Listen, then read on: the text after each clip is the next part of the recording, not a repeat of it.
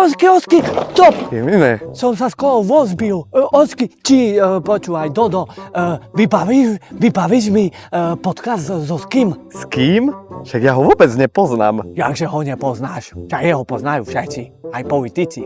Za koľko lajkov by si mi vybavil? 2000, 3000, 5000, 200, 400, 800 000, milión? Aj daj také dobre číslo, nech to môžem dosiahnuť. A čo si myslíš, že teraz, keď budeš mať neviem koľko lajkov, čo ho spoznám, alebo čo? Aj však to mi musíš vybaviť. Nevidíš všade na TikToku a tak, to proste čím viac lajkov, tým viac si človek. Počúvaj, už som ti minule povedal, že prestaň pozerať to tie TikToky, Instagramy a neviem čo všetko s tými influencermi, bo už ti šibe aj s tvojimi kamarátmi, už ste pošahaní z toho. Chceš ísť na 3x3 Sport Camp? Hej, tak chcem. A čo tam budem robiť? No čo by si tam asi robil? No tak sa budeš zabávať s kamarátmi, ne? S kamošmi.